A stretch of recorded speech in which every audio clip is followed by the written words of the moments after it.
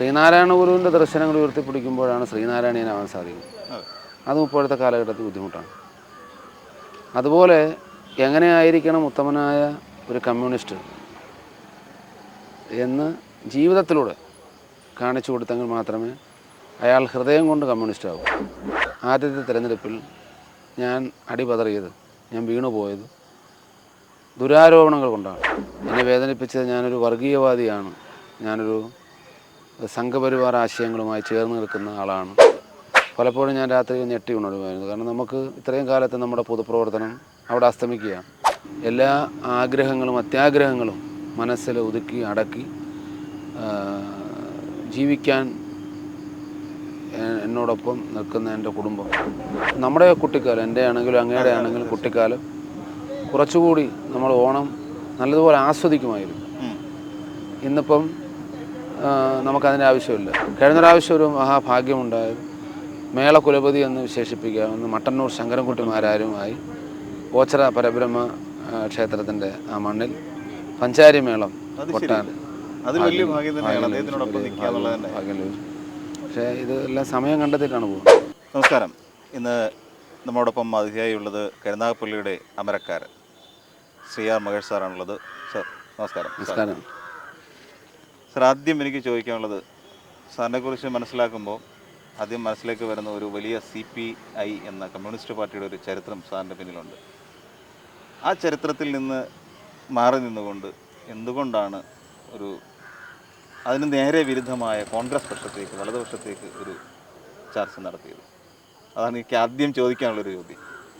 ശരിയാണ്. എൻ്റെ ഒരു കുടുംബം, എൻ്റെ ജ്യേഷ്ഠനും അച്ഛനുമൊക്കെ കമ്മ്യൂണിസ്റ്റ് ആശയങ്ങളിൽ വിശ്വസിച്ചിരുന്നവരാണ്. അപ്പം ഞാൻ വിദ്യാർത്ഥിയായിരിക്കുന്ന സമയത്താണ്. അപ്പം ഞാനൊരു നേതാവാകണം, അല്ലെങ്കിൽ ഒരു ജനപ്രതിനിധിയാകണം, ഭരണ തലത്തിലേക്കൊക്കെ വരണമെന്ന് ആഗ്രഹിച്ച് പൊതുപ്രവർത്തനം തുടങ്ങിയതല്ല. എനിക്ക് ആളുകളെ സഹായിക്കണം, പാവപ്പെട്ട ആളുകളോടൊപ്പം നിൽക്കണം, ശബ്ദമില്ലാത്തവൻ്റെ ശബ്ദമായി മാറണം എന്നൊരാഗ്രഹം വളരെ കുട്ടിക്കാലം മുതലേ മനസ്സിലുണ്ടായിരുന്നു.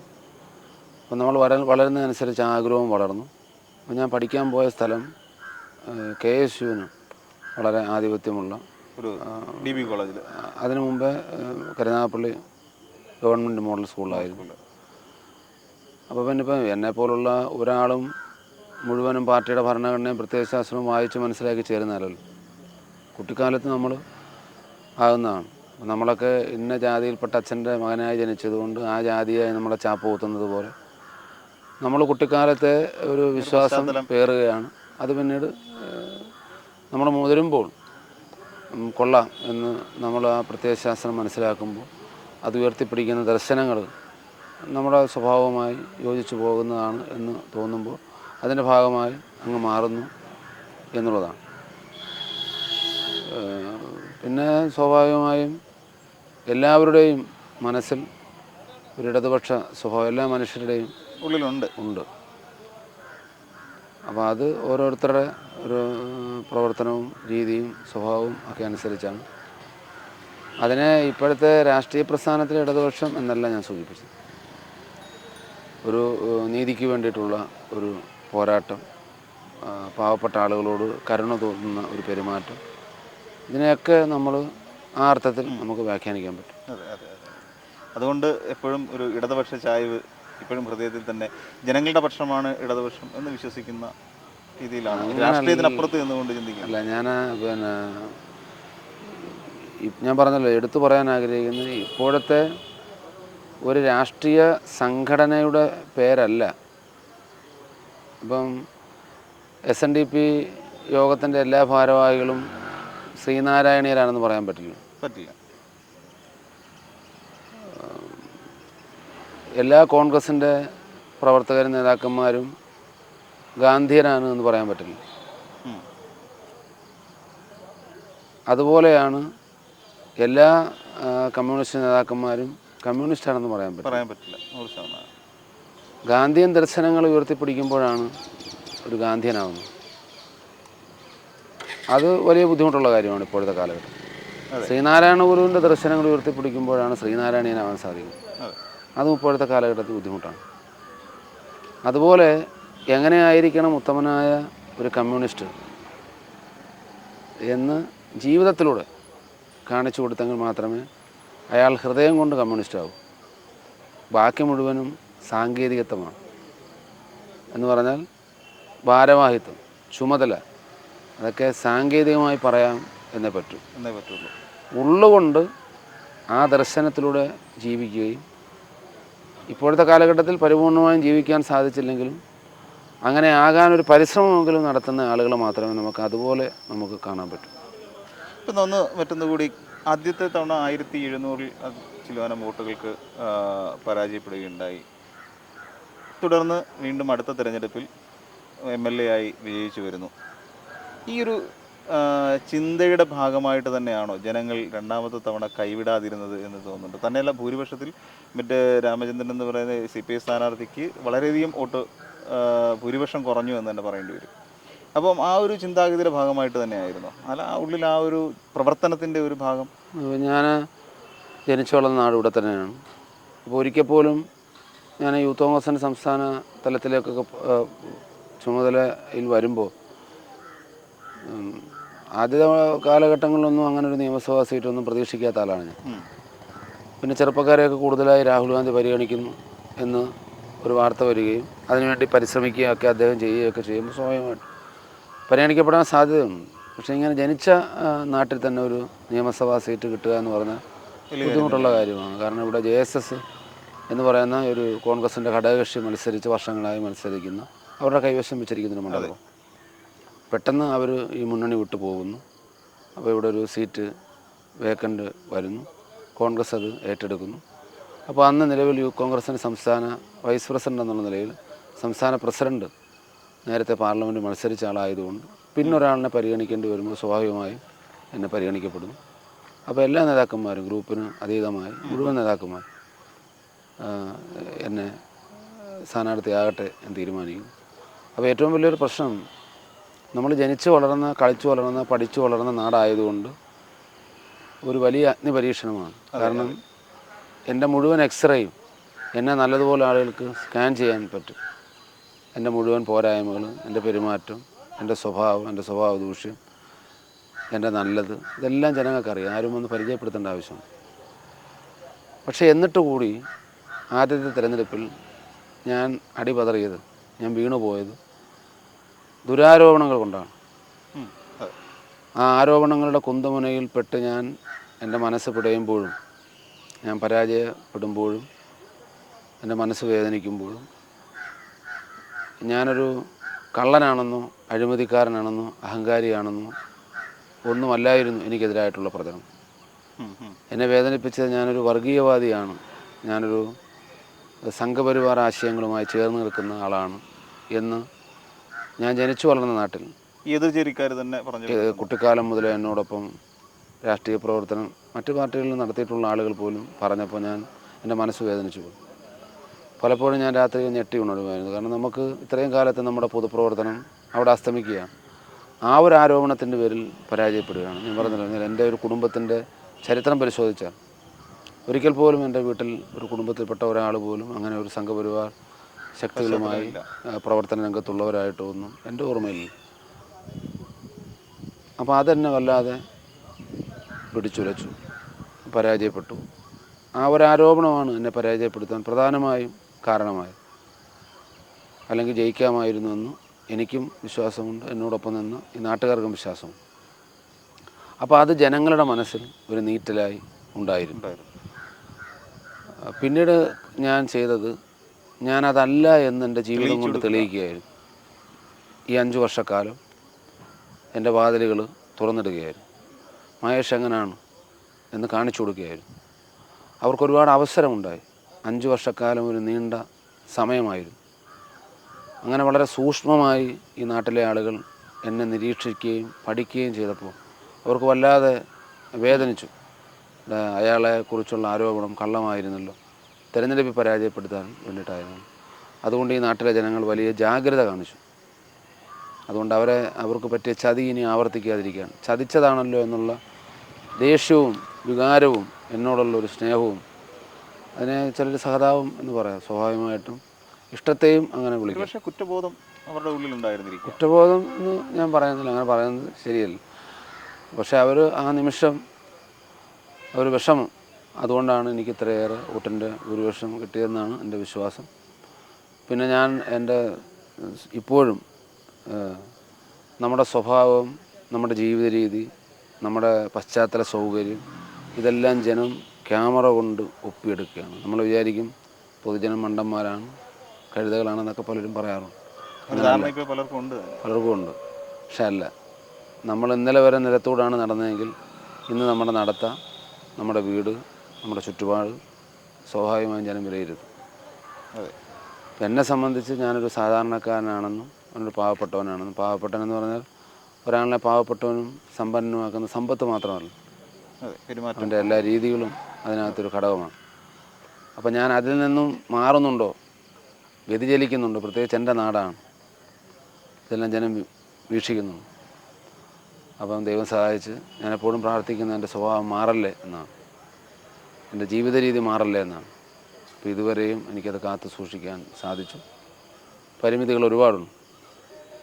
എല്ലാം ഈ 2 വർഷമാണ്. ഞാൻ പഞ്ചായത്ത് മെമ്പറായിട്ടുള്ള അനുഭവം മാത്രമാണ് എനിക്കുള്ളത്. ആദ്യമായിട്ടാണ് ഞാനൊരു MLA ആകുന്നത്. അപ്പോൾ അതിൻ്റെ ബുദ്ധിമുട്ടുകളുണ്ട്. ഞാനൊരു പണ്ഡിതനല്ല, എനിക്ക് വലിയ സാമ്പത്തിക സോഴ്സുള്ള ബന്ധുക്കൾ സഹായിക്കാനില്ലാത്ത ആളാണ്. ഒരു സംഘടിതമായ മറ്റേതെങ്കിലും പിന്തുണ, ഏതെങ്കിലും മുൻകാല നേതാക്കന്മാരുടെ എൻ്റെ അച്ഛനോ അമ്മാവനോ ഒന്നും ആ ഒരു തഴമ്പോ അല്ലെങ്കിൽ ആ ഒരു പ്രാഗൽഭ്യമൊന്നും ഇല്ലാത്ത ആളാണ്. അപ്പോൾ തീർച്ചയായിട്ടും നമ്മൾ തന്നെ ഉണ്ടാക്കിയെടുക്കുന്ന ഒരു നിലയാണ്, അല്ലെങ്കിൽ ഒരു ഐഡൻറ്റിറ്റിയാണ്. അപ്പോൾ അത് കാത്തു സൂക്ഷിക്കാൻ നമ്മളെപ്പോഴും പ്രാർത്ഥിക്കുകയാണ്, അങ്ങനെ തന്നെ ആയിത്തീരണേ എന്ന്. അത് എൻ്റെ പ്രവർത്തനം ആസ്വദിച്ചാണ്, ഹൃദയപൂർവ്വമാണ്. ഞാൻ സൂചിപ്പിച്ചത് പരിമിതികൾ. ഇപ്പോൾ ഞാൻ പ്രതിപക്ഷ MLA ആണ്. ഇവിടെ പഞ്ചായത്തുകളുടെ ഭരണം പൂർണ്ണമായും ഒരു പക്ഷത്താണ്. ഒരു പഞ്ചായത്ത് മാത്രമാണ് നിയമമണ്ഡലത്തിൽ ഞാൻ വിശ്വസിക്കുന്ന പക്ഷത്തുള്ളത്, പ്രസ്ഥാനത്തിലുള്ളത്. ബ്ലോക്ക് പഞ്ചായത്തിൽ ഒരു അംഗം മാത്രമാണുള്ളത്. ജില്ലാ പഞ്ചായത്തിൽ ഒരു അംഗവുമില്ല, പാർലമെൻറ്റ് അംഗമില്ല. സംസ്ഥാന ഭരണവും കേന്ദ്ര ഭരണവുമാണ് നമ്മുടെ മുന്നിലുള്ളത്. പക്ഷേ എങ്കിലും എന്തോ എന്നോട് അനുഭാവപൂർവമായ ഒരു പെരുമാറ്റം പലപ്പോഴും ഭരണ തലത്തിൽ നിന്നും ഉണ്ടാകാറുണ്ട്, മന്ത്രിമാരുടെ ഭാഗത്തു നിന്നും ഉണ്ടാകാറുണ്ട്. അതുകൊണ്ട് മറ്റ് ഭരണപക്ഷ MLA മാർ നടത്തുന്ന വികസന പ്രവർത്തനങ്ങളെ പോലെ തന്നെ ഒരുപക്ഷെ അതിനേക്കാൾ അപ്പുറത്ത് എനിക്ക് ഈ 2 വർഷക്കാലം കൊണ്ട് ഒരുപാട് പദ്ധതികൾ, നേരത്തെ MLA തുടങ്ങി വെച്ച പദ്ധതികൾ ഇട്ടഴയ്ക്കാതെ വേഗത്തിൽ പൂർത്തീകരിക്കാനും പുതിയ നല്ല നല്ല പദ്ധതികൾ, ഭാവനാപൂർണമായ പദ്ധതികൾ ആരംഭിക്കുവാനുമൊക്കെ കഴിഞ്ഞിട്ടുണ്ട് എന്നാണ് എൻ്റെ ഒരു കരുതൽ, വിശ്വാസം. പിന്നെ വിധി എഴുതേണ്ടത് അത് ശരിയാണോ എന്ന് തീരുമാനിക്കേണ്ട ജനങ്ങളാണ്. പിന്നെ സാന്നിധ്യം, ഞാൻ എപ്പോഴും ചില സമയത്ത് ഫോൺ എടുക്കാൻ പറ്റുന്നില്ല എന്നുള്ളൊരു പോരായ്മയുണ്ട്. അതിപ്പോൾ എനിക്ക് മാത്രമല്ല, സകല ആളുകളിലെങ്കിൽ 2-3 ഫോണാണ്. അത് സാധാരണക്കാർക്ക് പോലും മിക്കവാറും ഫോൺ എടുക്കാൻ പറ്റാത്ത സാഹചര്യമുണ്ട്. അതൊഴിച്ചാൽ എന്നെ കയ്യെത്തും ദൂരത്ത് തന്നെ ആളുകൾക്കുണ്ട്. ഞാൻ വെളുപ്പിനെ 5:30 മുതൽ ജനങ്ങളോടൊപ്പമുണ്ട്. 5:30 തന്നെ രാവിലെ വീട്ടിൽ ആളുകൾ കാണാൻ വരും. ഒരുപക്ഷെ അത്രയും നേരത്തെ ഒരു ജനപ്രതിനിധി എഴുന്നേൽക്കുന്നവരുണ്ടാകാം. അപ്പോൾ 5:30 മുതൽ 8 മണി വരെ എന്നെ ആർക്ക് വേണമെങ്കിലും കാണാൻ വരാം. പിന്നെ ഇവിടുത്തെ മുഴുവൻ ചെറുതും വലുതുമായ എല്ലാ വിഷയങ്ങളിലും എനിക്ക് ആരോഗ്യം ഉണ്ടെങ്കിൽ, തീരെ ആവശ്യതയല്ലെങ്കിൽ ഞാൻ എത്തിച്ചേരാൻ ശ്രമിക്കാറുണ്ട്. രാത്രി 11 മണി വരെ ആവും വീട്ടിൽ കയറാൻ. ആ നിമിഷം വരെ ജനങ്ങളോടൊപ്പം. ഇനി ഈ ഓണക്കാലത്ത് ആൾക്കാർക്ക് എന്താണ് പറയാൻ, മീൻസ് എങ്ങനെയാണ് ഇനി ബാക്കി നമ്മുടെ ഈ ജനസേവനം എന്തായാലും ജീവിതാർത്ഥമാക്കിക്കൊണ്ട് തന്നെ മുന്നോട്ട് പോകുന്നു എന്നാണ് എനിക്ക് വാക്കുകളിൽ നിന്ന് മനസ്സിലാകുന്നത്. ഞാനിവിടെ ബാക്കിയുള്ളവരുടെ പ്രതികരണങ്ങളിൽ നിന്ന് ഞാൻ മനസ്സിലാക്കുന്ന കാര്യം അതൊക്കെ തന്നെയാണ്. അപ്പോൾ ഇനി എങ്ങനെയാണ് നമ്മുടെ നിയോജക മണ്ഡലത്തിൻ്റെ ഭാവി കൊണ്ടുപോകാൻ ഉദ്ദേശിക്കുന്നത്? നമ്മുടെ നിയോജക മണ്ഡലത്തിൽ ഏറ്റവും ഒന്നാമത്തെ പ്രശ്നം കുടിവെള്ള പ്രശ്നമാണ്. വർഷങ്ങൾക്ക് മുമ്പ് ഉണ്ടായിരുന്ന ഒറ്റ കുടിവെള്ള പദ്ധതി മാത്രമാണ് ഇവിടുത്തെ കുടിവെള്ളത്തിൻ്റെ ഏക ആശ്രയം ഇപ്പോഴും ഉള്ളത്. ഇപ്പോൾ കുന്നത്തൂർ കരുനാഗപ്പള്ളി ഒരു സംയുക്ത കുടിവെള്ള പദ്ധതിയെല്ലാം അംഗീകരിച്ചു. അതിൻ്റെ ടെൻഡർ നടപടികൾ പൂർത്തിയായി, വർക്ക് ആരംഭിച്ചു. പിന്നീട് കരുനാഗപ്പള്ളി നഗരസഭയ്ക്ക് വേണ്ടിയിട്ട് മാത്രം അമൃത് 2 ൽപ്പെടുത്തി ഒരു പ്രത്യേക കുടിവെള്ള പദ്ധതി സർക്കാർ അനുവാദം തന്നു. അതിന് പൈപ്പ് ഇടുന്നതിന് വേണ്ടി 19 കോടി രൂപ അനുവദിച്ചു. അതിൻ്റെ ടെൻഡർ കഴിഞ്ഞു. ഒരാൾ എടുത്തിട്ടുണ്ട് എന്നാണ് അറിയാൻ കഴിഞ്ഞു. അപ്പോൾ ഈ 2 പദ്ധതികൾ പൂർണ്ണമായും പ്രാബല്യത്തിൽ വരുന്നതോടുകൂടി ഒരു 10-40 വർഷത്തേക്കെങ്കിലും കരുനാഗപ്പള്ളിയിലെ കുടിവെള്ള പ്രശ്നം ഉണ്ടാകാത്ത രീതിയിൽ പരിഹരിക്കാൻ പറ്റുമെന്ന് വിശ്വസിക്കുകയാണ്. അതിനു വേണ്ടിയുള്ള പ്രവർത്തനം നടക്കുകയാണ്.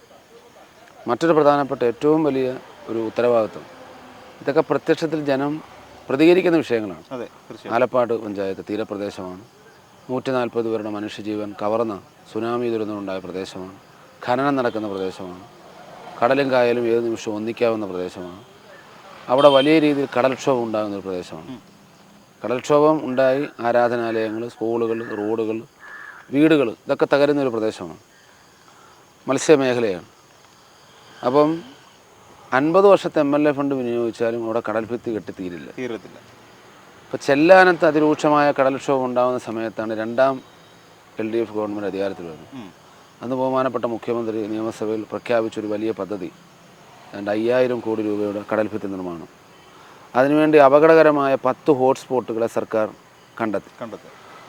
അതിൽ ഏറ്റവും പ്രധാനപ്പെട്ട സ്ഥാനത്ത് ഇടം പിടിക്കാൻ ആലപ്പാട് പഞ്ചായത്തിന് സാധിച്ചു. അത് എൻ്റെ മാത്രം എടുക്കുകയാണെന്ന് എനിക്ക് അവകാശവാദമില്ല. പഞ്ചായത്ത്, മറ്റ് സംഘടനകൾ എല്ലാവരും കൂടി പരിശ്രമിച്ചതിൻ്റെ ഫലമായി പിന്നീട് അതിൻ്റെ പേപ്പർ വർക്കുകളൊക്കെ വളരെ വേഗത്തിൽ തീർത്തതിൻ്റെ അടിസ്ഥാനത്തിൽ 172 കോടി രൂപയുടെ കടൽഭിത്തി നിർമ്മാണത്തിന്, പുതിയ സാങ്കേതിക വിദ്യയായ ടെട്രാപാഡ് ഉപയോഗിച്ചുകൊണ്ടുള്ള കടൽഭിത്തി നിർമ്മാണത്തിന് ഗവൺമെൻറ് ഭരണാനുമതി കിട്ടി, AS കിട്ടി. ഇനി അതിൻ്റെ ടെക്നിക്കൽ സാങ്ഷൻ ലഭിക്കുന്നതിന് മുമ്പുള്ള പണം വലിയ എമൗണ്ട് ആയതുകൊണ്ട് ക്യാബിനറ്റ് തീരുമാനിക്കേണ്ടതുകൊണ്ട് മുഖ്യമന്ത്രിയുടെ പരിഗണനയിൽ ഇരിക്കുകയാണ്. ജലവിഭവ വകുപ്പുമായി ബന്ധപ്പെട്ട പേപ്പർ വർക്കുകളും മറ്റു കാര്യങ്ങളുമെല്ലാം നമ്മൾ കൃത്യമായും ഫോളോ അപ്പ് ചെയ്യുന്നത് കാരണം വളരെ വേഗത്തിലാക്കാൻ തീരുമാനിച്ചു. അപ്പോൾ അത് ബഹുമാനപ്പെട്ട മന്ത്രിസഭാ യോഗം കൂടി അനുവാദം തന്നാൽ ശാശ്വതമായി പതിറ്റാണ്ടുകളായി, നൂറ്റാണ്ടുകളായി ആലപ്പാട്ടെ ആളുകൾ അനുഭവിക്കുന്ന ആ സങ്കടത്തിന്, ആ കണ്ണുനീരിന് പരിഹാരം കാണാൻ കഴിയുമെന്ന് വിശ്വസിക്കുകയാണ്. പിന്നീട് ഈ റെയിൽവേ മേൽപ്പാലങ്ങളുടെ പ്രവർത്തനങ്ങളാണ്. അതൊരു വലിയ പ്രശ്നമാണ്. മണിക്കൂറുകളോളമാണ് ആളുകളുടെ സാധാരണക്കാരുടെ സമയം പോകും. വളരെ കാലമായിട്ട് അതിങ്ങനെ നേരത്തെ MLA തുടങ്ങി വെച്ച ഒരു മാളിയേക്കൽ മേൽപ്പാലം, അദ്ദേഹത്തിൻ്റെ കാലത്താണ് അതിൻ്റെ നിർമ്മാണ ഉദ്ഘാടനം ആരംഭിച്ചത്. അതിൻ്റെ പണി ഇട്ടുവഴച്ചും കിടക്കുകയായിരുന്നു. ഇപ്പോൾ ഇന്നും ഞാനിപ്പോൾ വരുന്നത് ബഹുമാനപ്പെട്ട കളക്ടറുടെ ചേംബറിൽ ഇതിൻ്റെ നിർമ്മാണം വേഗത്തിലാക്കാൻ വേണ്ടിയിട്ട് ഒരു മീറ്റിംഗ് കൂടി കഴിഞ്ഞാണ് ഞാൻ വരുന്നത്. അപ്പോൾ അതിൻ്റെ പ്രവർത്തനം ഏതാണ്ട് ഒരു 5-6 മാസത്തിനകം വെച്ച് പൂർണ്ണമായും തീർക്കാം, ആ പാലം തുറന്നു കൊടുക്കാമെന്ന് പ്രതീക്ഷിക്കാം.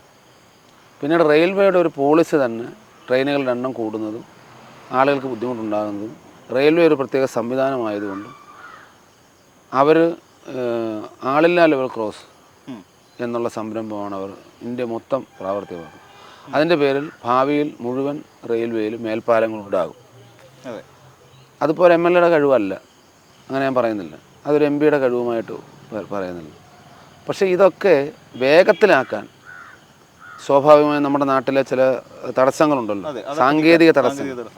ആ കുരുക്കുകളൊക്കെ അഴിക്കാൻ, വേഗത്തിലാക്കാൻ, ഓഫീസുകൾ കയറി ഇറങ്ങാൻ, പറയേണ്ട ഇടങ്ങളിൽ വർത്തമാനം പറയാൻ, മീറ്റിങ്ങുകൾ കൂടാനൊക്കെ ഞങ്ങളെപ്പോലുള്ള ജനപ്രതിനിധികൾ വിചാരിക്കും. അതല്ലാതെ ഒരാളിൻ്റെ പ്രത്യേക ഒഴിവുകൊണ്ട് അവിടെ മൊത്തം മേൽപ്പാലം അങ്ങനെയല്ല. അങ്ങനൊരു അവകാശവാദം എനിക്കുമില്ല, മുമ്പിരുന്നവരും ഉന്നയിക്കാൻ പാടില്ല, അല്ലെങ്കിൽ അപ്പുറത്തുള്ളവരും ഇപ്പുറത്തുള്ളവരും ഒന്നും ഉന്നയിക്കാൻ പാടില്ല. ഇടപെടൽ നടത്താൻ മാത്രമേ നമ്മളെ കൊണ്ട് സാധിക്കൂ. ജനങ്ങൾക്ക് പ്രശ്നങ്ങൾ പെട്ടെന്ന് പരിഹരിക്കും. അപ്പോൾ അതിനുള്ള വലിയ പ്രോജക്റ്റുകൾ, ഇപ്പോൾ ചുറ്റുമൂല മേൽപ്പാലം, ഇടക്കുളങ്ങര മേൽപ്പാലം, ഓച്ചിറ മേൽപ്പാലം, അതിൻ്റെ എല്ലാം പ്രവർത്തനങ്ങളുടെ ഒരു 1ാം ഘട്ടം, 2ാം ഘട്ടം, 3ാം ഘട്ടത്തിലൊക്കെ നിൽക്കുകയാണ്.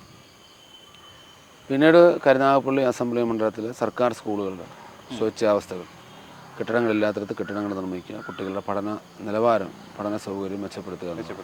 പിന്നെ ആരോഗ്യ മേഖല, ഇപ്പോൾ MLA ഫണ്ട് ഉപയോഗിച്ച് തന്നെ കുലശേഖരപുരം പഞ്ചായത്തിൽ ഏറ്റവും വലിയൊരു പഞ്ചായത്ത് ആശുപത്രിയാണ്. പഴയ കെട്ടിടമാണ്, അത് പൊളിച്ച് നീക്കി ഇപ്പോൾ 1 കോടി രൂപയുടെ ഒരു വലിയ ആശുപത്രി, MLA ഫണ്ട് തന്നെയാണ് 1 കോടി രൂപ പണിയാൻ ഇപ്പോൾ ടെൻഡറായി നടപടിയിലേക്ക് കടന്നിരിക്കുകയാണ്. അപ്പോൾ അങ്ങനെ എണ്ണി പറഞ്ഞാൽ ഈ 2 വർഷം കൊണ്ട് ഒരുപാട് പദ്ധതികൾ MLA ഫണ്ട് ഉപയോഗിച്ച് മാത്രമല്ല, സർക്കാരിൻ്റെ ഫണ്ട് ഉപയോഗിച്ചാണ്. ഇപ്പം MLA ഫണ്ട് ഉപയോഗിച്ച് Karunagappally railway station road, high school junction railway station road ഒരുപാട് പ്രാധാന്യമുള്ള റോഡാണ്. അതിലിപ്പോൾ ഈ വള്ളംകളി നടക്കുന്ന കന്നേറ്റി, ആ പഴയ നാഷണൽ ഹൈവേ, അപ്പോൾ അങ്ങനെയൊക്കെയുള്ള ഒരുപാട് പദ്ധതികൾക്ക് ഇപ്പോൾ കരുനാഗപ്പള്ളി താലൂക്ക് ആശുപത്രിയിൽ പുതിയ ഡയാലിസിസ് മെഷീൻ വാങ്ങിക്കാം.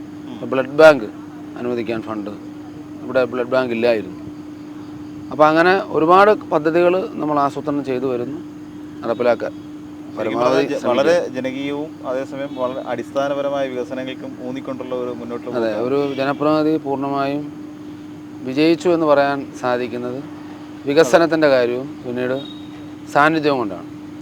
ഇപ്പം ഞാൻ നേരിടുന്ന ഏറ്റവും വലിയ പ്രശ്നം, ഞാനൊരു സാധാരണക്കാരനായതുകൊണ്ട് സ്വാഭാവികമായും എല്ലാ വിഭാഗം ആളുകൾക്കും വളരെ പെട്ടെന്ന് എന്നെ സമീപിക്കാം, എന്നെ വിളിക്കാം, എന്നെ വഴക്ക് പറയാം, അല്ല എന്നോട് പറയാമെന്നുള്ളതുകൊണ്ട് എന്നെ വല്ലാതെ ആളുകൾ ഈ ആവശ്യങ്ങൾ ഉന്നയിക്കാറ്.